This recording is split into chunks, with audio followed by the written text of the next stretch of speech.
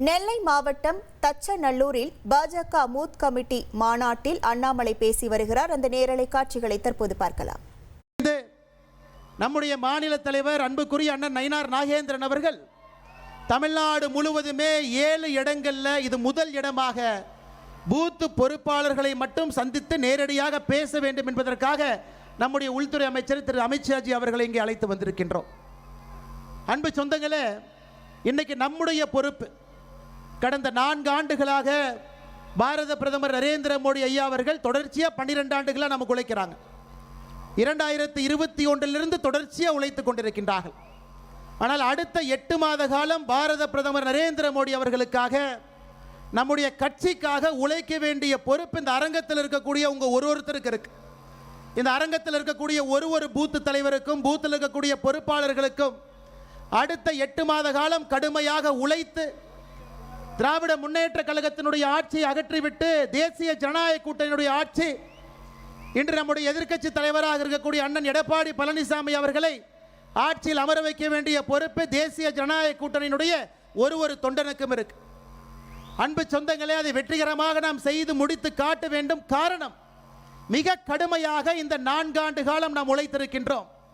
பாரதிய ஜனதா கட்சியினுடைய ஒரு தொண்டனுமே திராவிட முன்னேற்ற கழகம் ஆட்சி வந்த பிறகு மக்களுக்கு பாதுகாப்பு அரணாக பாரதிய ஜனதா கட்சி நின்றிருக்கிறது. எத்தனையோ நபர்கள் கைது செய்யப்பட்டு சிறைக்கு சென்றிருக்கின்றோம்.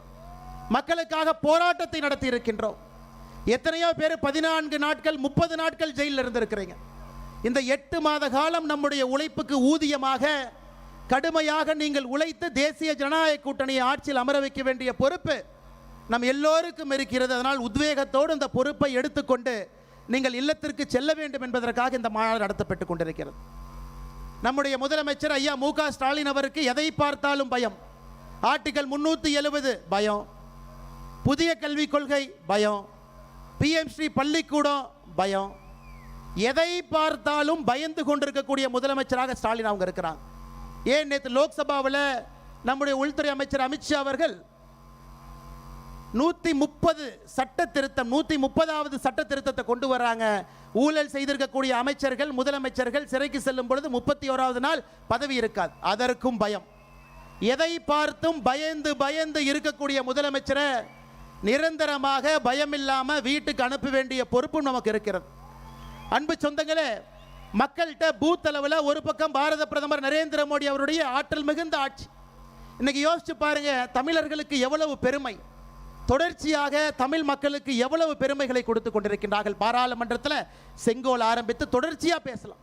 திருக்குறளை உலகம் முழுவதும் எடுத்து சொல்வதிலிருந்து கடைசியாக சில நாட்களுக்கு முன்பு மண்ணின் மைந்தர்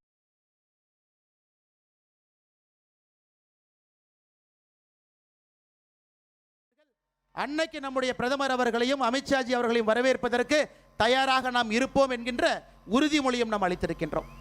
அன்பு சொந்தங்களே, மறுபடியும் உங்களிடம் நான் கேட்டுக்கொள்கின்றேன், அடுத்த 8 மாத காலம் உங்களுக்கான காலம்.